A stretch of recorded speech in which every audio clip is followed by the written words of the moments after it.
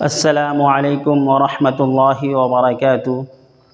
معزز ناظرین کرام، آپ تمام لوگوں کا ہمارے YouTube channel learn with اسف Nadwi میں استقبال ہے۔ آئیے آج ہم موصوف صفت کی مزید مشق کرتے ہیں۔ پچھلے ویڈیو میں ہم نے موصوف صفت کی تعریف بتائی تھی اور اس کے جملے کے لیے ہم نے کچھ شرطیں بتائی تھی کہ موصوف صفت میں کتنی چیزوں میں مطابقت ہوتی ہے۔ موصوف صفت میں 10 چیزوں میں مطابقت ہوتی ہے: اعراب، تعریف و تنکیر، تذکیر و تانیث، وحدت و جمعیت۔ اور بیک وقت 4 چیزوں میں مطابقت ہوتی ہے۔ آئیے آج ہم مزید مشق کرتے ہیں۔ یہ موصوف صفت کا ایک جملہ ہے، بڑا گھر۔ اب اس میں پہلے پہچانیے کہ اس میں موصوف کون ہے اور صفت کون ہے۔ موصوف کی تعریف کی گئی تھی کہ جس چیز کی تعریف کی جائے وہ موصوف ہے اور جو کچھ بیان کیا جائے وہ صفت ہے۔ تو اب اس میں دیکھیے کہ بڑا گھر میں تعریف کس کی جا رہی ہے؟ تو گھر کی تعریف کی جا رہی ہے کہ گھر کی خوبی بیان کی جا رہی ہے کہ گھر کی خوبی کیا ہے؟ بڑا ہے۔ تو میرا کیا ہو گیا؟ یہ موصوف ہو گیا۔ اور بڑا کیا ہو گیا؟ صفت، بڑا صفت ہو گیا۔ اور پچھلے ویڈیو میں نے بتایا تھا کہ موصوف صفت کے ترجمے کرنے میں ہم اس بات کا دھیان رکھیں گے کہ موصوف صفت کا ترجمہ الٹا ہوتا ہے عربی میں، یعنی موصوف پہلے آتا ہے عربی میں اور صفت بعد میں آتی ہے، اور اردو میں صفت پہلے آتی ہے، موصوف بعد میں آتا ہے۔ اب ہم چونکہ موصوف پہلے آتا ہے تو ہم اس پہ 1 نمبر لگا دیں گے، دوسرے نمبر پہ میرا کیا ہے؟ یہ ہے، تو ہم اس پہ 2 نمبر لگا دیں گے۔ اس میں کوئی یا کسی کا تذکرہ نہیں ہے۔ جب کوئی اور کسی کا تذکرہ نہیں ہے تو یہ کیا ہو گیا؟ معرفہ ہو گیا۔ اور معرفہ کی عربی بنے گی، گھر کی عربی آئے گی البیت، البیت، البیت۔ اور بڑے کی عربی آتی ہے کبیر، یہاں پہ ہم لکھیں گے الکبیر۔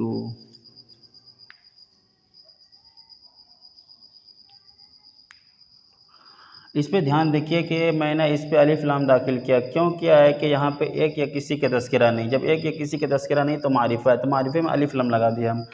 اور جب ہم موصوف پر الف لام لگائے تو ضروری ہے کہ ہم صفت پر بھی الف لام لگائے، اس لیے میں نے یہاں پر بھی الف لام لگا دیا ہے۔ اور اس میں مطابقت بیک وقت 4 چیزوں میں ہوتی ہے، تو اس میں دیکھیے دوسری چیز کیا ہے؟ میں نے یہاں پر جب پیش لگایا ہے تو یہاں پر بھی میں نے پیش لگایا ہے۔ اور تیسری مطابقت کیا ہے کہ اگر اس کو میں نے مذکر رکھا ہے تو اس کو بھی میں نے مذکر رکھا ہے۔ چوتھی چیز کیا ہے؟ یہ اگر واحد ہے تو یہ بھی میں نے واحد لکھا ہے۔ یہ 4 چیزوں میں بیک وقت مطابقت ہونا ضروری، اس کا دھیان رکھیے، ورنہ اگر نہیں رکھیں گے تو جملہ غلط ہو جائے گا۔ اب دیکھیے دوسرا جملہ ہے بڑی مسجد۔ بڑی مسجد کی عربی آتی ہے مسجد، تو یہاں پہ لکھ دیں گے، ایک یا کسی کا تذکرہ نہیں ہے تو ہم کیا کریں گے؟ المسجد لکھیں گے، مسجد نہیں لکھیں گے، المسجد لکھیں گے۔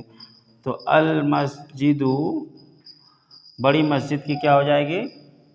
بڑی کیا آتی ہے؟ الکبیر، تو یہاں پہ ہم الکبیر دے دیں گے،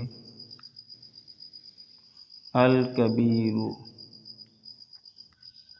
وہی ساری چیزیں اس میں بھی مطابقت ہو رہی ہے۔ اب یہاں پہ دیکھیں گے خوبصورت لڑکی، تو خوبصورت کی عربی اور لڑکی کی عربی آتی ہے البنت، البنت۔ اور لڑکی کی آتی ہے جمیلہ یا جمیل۔ اب ہم اس پہ یہاں پہ دھیان دیں گے کہ لڑکی چونکہ مؤنث ہے اس لیے اس کی ہم صفت یہاں پہ الجمیلۃ لکھیں گے۔ اگر جمیل لکھ دیں گے تو غلط ہو جائے، کیوں کہ موصوف صفت میں بیک وقت 4 چیزوں میں مطابقت ہوتی ہے، تو یہاں پہ کیا کریں گے؟ یہاں مؤنث ہے تو یہاں بھی مؤنث لکھیں گے۔ بنتن چونکہ لڑکی کا نام ہے، لڑکی مؤنث ہوتی ہے، اس لیے یہاں پہ ہم اس کی صفت جمیلہ لائیں گے۔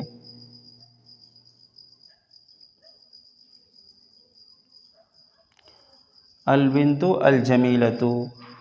اور چوتھا میرا جملہ ہے کہ سستا کپڑا۔ سستا کپڑا، تو کپڑے میں دیکھیں گے ہم کیا ہے؟ کپڑے کی عربی آتی ہے الثوب، الثوب، اور سستے کے لیے الرخیص۔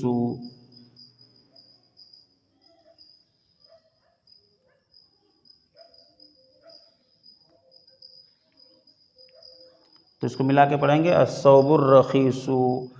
قیمتی قلم کے لیے ہم قلم کی عربی آتی ہے القلم، تو یہاں پہ لکھ دیں گے القلم،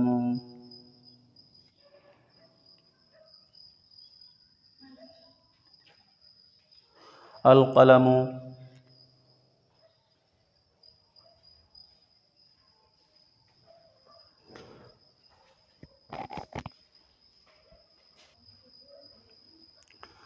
قیمتی قلم کی عربی آتی ہے القلم الثمین،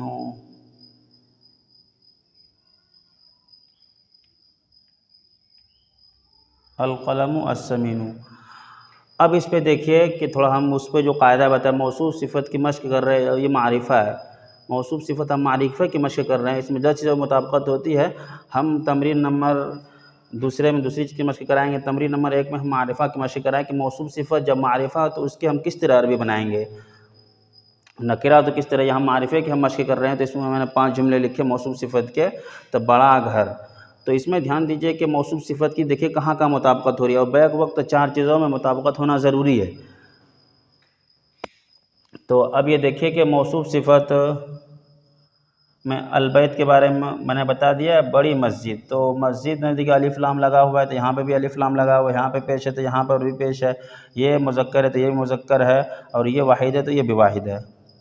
موصوف صفت کی یہاں پہ دیکھیے البیت، البنت، الجمیلۃ، البنت الجمیلۃ میں البنت مؤنث ہے تو صفت بھی مؤنث لائی گئی ہے، اور یہ واحد ہے تو یہ بھی واحد لائی گئی ہے، اور صفت بھی واحد ہے۔ اگر یہ مؤنث ہے تو یہ بھی مؤنث، یہ واحد ہے تو یہ بھی واحد، یہ اگر تثنیہ ہوتا تو اس کو بھی تثنیہ لاتے، اگر یہ جمع ہوتا تو اس کو بھی جمع لاتے۔ اس لیے اس بات کا دھیان رکھنا ضروری ہے، موصوف صفت میں بچے اکثر ادھر ادھر بھٹک جاتے ہیں، موصوف صفت مطابقت نہیں سمجھ پاتے ہیں، اس لیے اس کو دھیان سے دیکھیے کہ موصوف صفت کے جملے میں مطابقت کس طرح سے ہم کریں گے۔ اب یہاں پہ دیکھیے سستا کپڑا، الثوب الرخیص، تو الثوب اگر مذکر ہے تو یہ بھی مذکر، اگر اس پہ پیش ہے تو یہ بھی پیش، اگر یہ معرفہ ہے تو یہ بھی معرفہ، بالکل سیم۔ القلم الثمین، قیمتی قلم کی عربی ہوگی القلم الثمین۔ یہاں پر اگر رہتا کہ کوئی قیمتی قلم یا ایک قیمتی قلم تو قلم ثمین لگاتے، لیکن یہاں پہ کیا ایک یا کسی کا تذکرہ نہیں ہے، تو ہم یہاں پہ القلم الثمین اس کی عربی بنائیں گے۔ اس طرح کی مزید مشق کے لیے ہمارے یوٹیوب چینل کو سبسکرائب کیجئے اور بیل آئیکن کو دبا دیجئے۔ السلام علیکم ورحمۃ اللہ وبرکاتہ۔